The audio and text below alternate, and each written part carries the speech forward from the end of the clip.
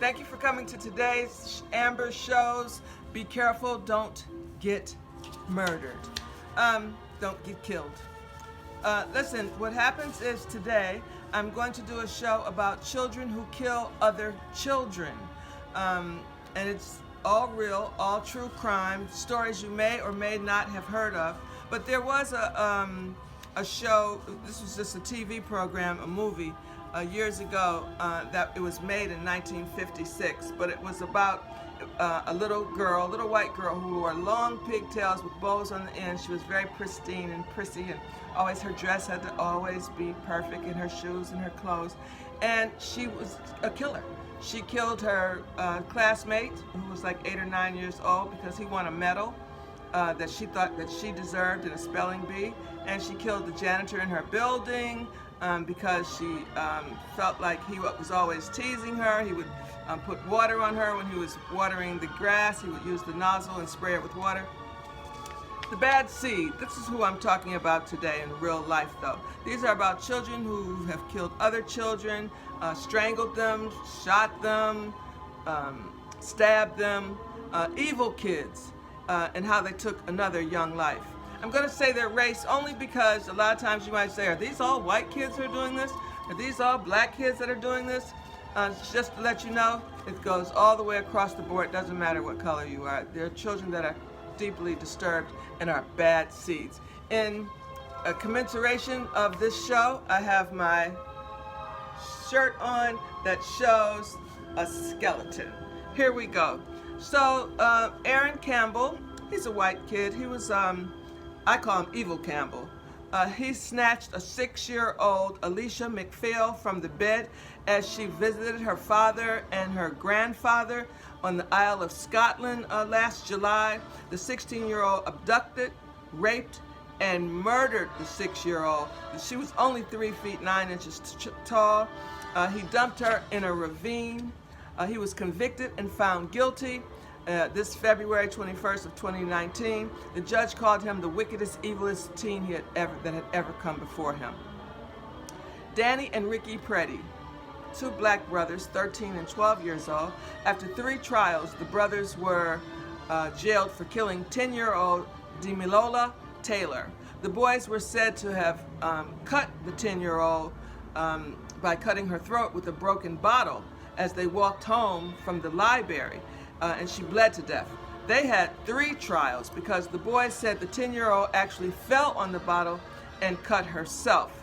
A forensic said otherwise. The first trial led to an acquittal after a 14-year-old witness was ruled unreliable. The second trial, the acquittal was another acquittal. The third, the boys, by that time they were grown. They were 18 and 19 years old. They were sentenced to 8 years youth custody. The brothers were black, the victim was white. There was questions of racism and a setup. The boys were released in 2010. Eric Smith, white boy, he killed 4-year-old Derek Rose when he came across him at a park. Eric was 13 years old. He lured the 4-year-old to a wooded area and strangled him and sodomized him. The parents were not looking after the little boy, obviously, so he wandered into the woods. Eric Smith was tried as a juvenile and convicted of 2nd-degree murder and sentenced to the max term for juvenile murders of 9 years to life. He has been refused parole 8 times since 2001, and he comes up for parole again this year in 2019. He was diagnosed actually by a psychiatrist that he had no ability to express emotion. He had abusive parents and should never be released into society. Who remembers the black teenager Lionel Tate? I remember this story very well. He was the 13-year-old black kid when he killed 6-year-old Tiffany Unick. He's the youngest American citizen ever to be sentenced to life in prison without the possibility of parole. Lionel was left alone with his 6-year-old friend Tiffany Everett. She was being babysat by Lionel's mother, Kathleen Tate. After 45 minutes of playing with the little girl, Tate told his mother that she wasn't breathing because he had put her in a chokehold and slammed her head on an end table trying to teach her how to wrestle. The injuries showed otherwise from the coroner report that the little girl had a lacerated liver, a fractured skull, broken ribs, swollen brain. The DA actually compared the child's injury to having fallen out of a 3-story building. Lionel had stomped on her until she died. His life sentence was extremely controversial, and he was too young to receive such a sentence to never get out of prison ever in life, people were saying.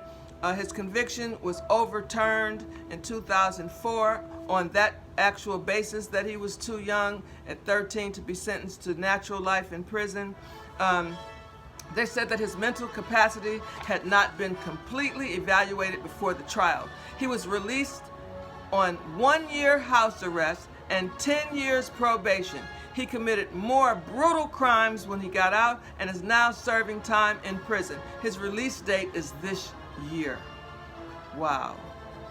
Lastly, Joshua Phillips, little white kid, was allegedly playing with a baseball bat.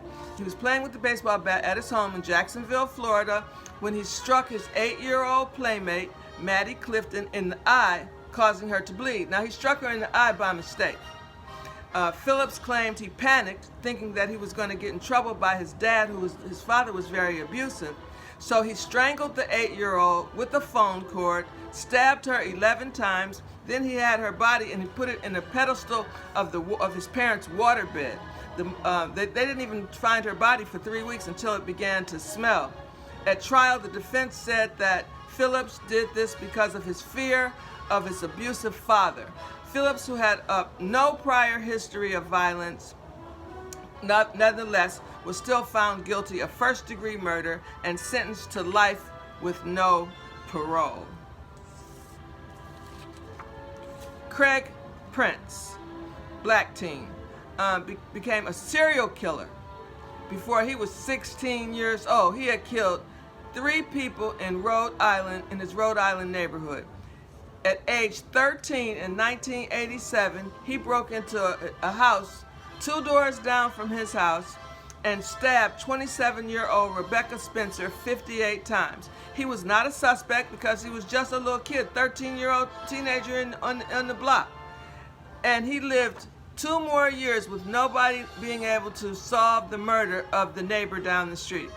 He actually ended up confessing after he got caught when he was 16 at another neighbor's house where he had killed 3 people in that house. He killed the victim, who was 39-year-old Joan Hinton, and her daughters Jennifer 10 and Melissa 8. They were stabbed over 30 times each. At his trial, he mimicked the sounds of his victims, how they cried when he was killing them. He took a plea bargain. Can you believe that? At 16 years old, they offered him a plea bargain. Where's the justice system sometimes? He was jailed for 25 years, but because he's so violent, hopefully he will never be released. Thank you for coming to the Amber Shows. This show is about the bad seeds. And be careful. Don't get murdered.